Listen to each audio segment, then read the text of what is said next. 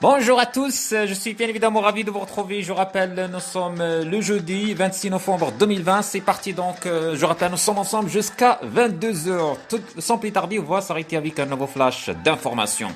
Le Maroc est en mesure de faire de la pandémie de la Covid-19 une opportunité historique pour favoriser son décollage économique et renforcer la cohésion sociale en dépit des défis et contraintes liés avec le caractère résistant des virus et la durée de sa propagation. C'est ce qu'a indiqué mercredi à Rabat le ministère de l'Intérieur Abdouafi Laftit.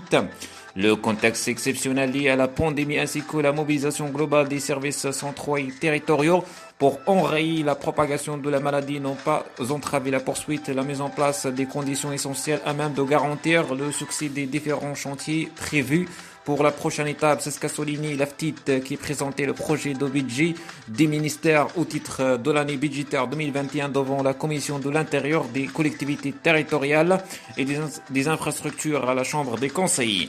Parmi les chantiers initiés par le ministre Laftit a cité notamment les rencontres organisées en vue de simplifier le processus de consultation et rapprocher les points de vue des acteurs politiques au sujet du système électoral selon une approche participative, ainsi que la poursuite de la promotion des dispositifs de sécurité pour davantage d'efficacité et de proactivité. Il a également évoqué le regroupement des permis de port de fusil de chasse et d'armes apparentes ou d'un seul document biométrique en coopération avec Dar Asika et la délivrance des cartes d'identité nationale de nouvelle génération.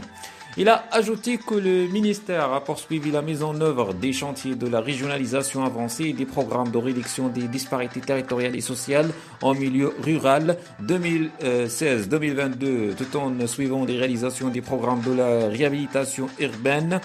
Demain, plus de 92 millions de dirhams ont été alloués jusqu'à fin septembre 2020 afin de généraliser l'approvisionnement en eau potable dans les zones rurales, a-t-il ajouté, soulignant que son département accompagne les collectivités dans la réalisation des projets d'électrification rurale. Parmi les chantiers ouverts, le ministre a relevé l'octroi d'un appui financier aux collectivités ne disposant pas de ressources suffisantes pour financer leur part dans le programme des routes rurales, ainsi que l'accompagnement des collectivités territoriales dans la modernisation des systèmes de la mobilité urbaine et des transports publics urbains, mais aussi dans le domaine de la réhabilitation des espaces et des équipements publics à caractère commercial.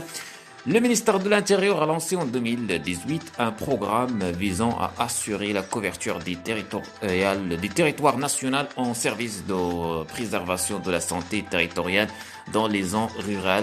Donc, c'est ce qu'a déclaré le ministère de l'Intérieur Abdouafi Laftit. C'est la fin de ce point de l'actualité. Merci de l'avoir suivi jusqu'au bout. Passez une excellente journée.